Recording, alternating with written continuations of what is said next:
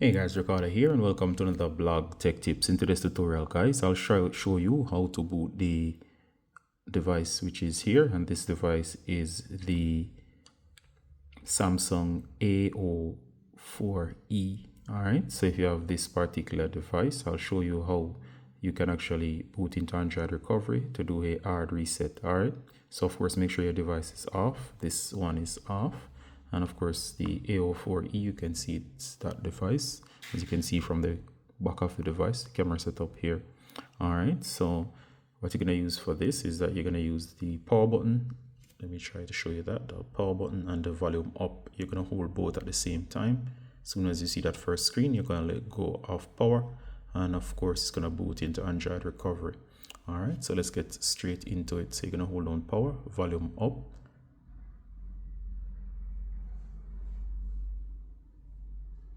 As soon as we see that first screen, we're going to let go of power. So we have let go of power and we keep holding up.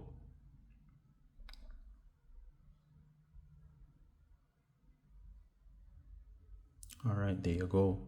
All right, so remember, as soon as you hold power and volume up on that first screen that you see, let go of power and keep holding up. And if your timing is right, you should be in Android recovery as seen here. Now the navigation keys are as follows: volume up to move up, volume down to move down, and power to select.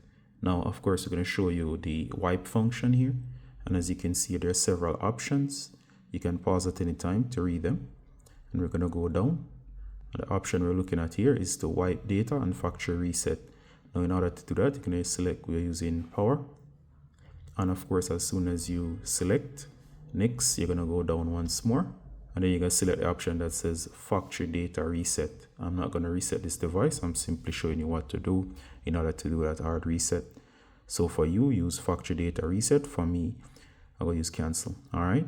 And please note before you proceed as well, make sure that your device is backed up, as this is a hard reset, and you can read the warning as well. That's concerning your data. Also, make sure that you remove your Google email from your device, or in other words, move those Google email that's associated with this device, or you'll be required to enter the password when you are finished with this process, unless you're cool with that or you want the process to be easier.